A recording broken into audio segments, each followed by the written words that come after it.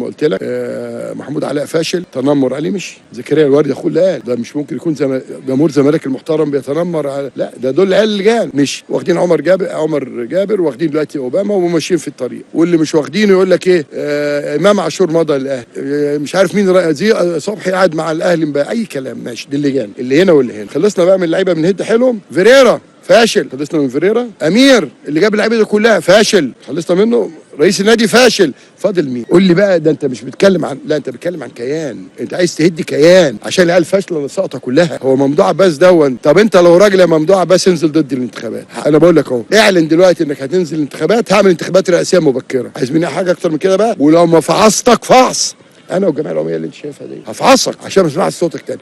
اعلن انك انت هتنزل الانتخابات. الجمعيه العموميه ديا هعمل انتخابات، هعمل جمعيه عموميه للانتخابات انا بيني وبينك جمعيه عموميه رئاسه مبكره. انا غلطان يا عم؟ تعالى.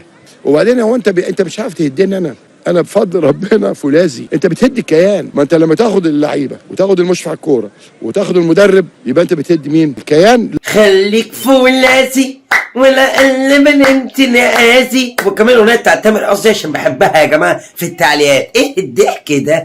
لكن ليه علاقه بالاحترام المتبادل. ما تجيش بتقول لي اصل انت شتمتني من 4 سنين وانا بقى عايز حقي دلوقتي. تمام، بس انا مش شتمتني. طب والجانك اللي عماله تشتمني وانت بتحرضها، لا دول ما حدش يجي ناحيتهم. ما هو الدنيا مش تمشي كده. وانا اللي صعبان في الموضوع ده كله نفس الواد كهرباء. انا بقول لك مستقبله ضاع. يعني واحد كان في المنتخب راح السعوديه خد له حوالي 120 مليون جنيه في السنتين الاعاره. تمام، فين هو دلوقتي؟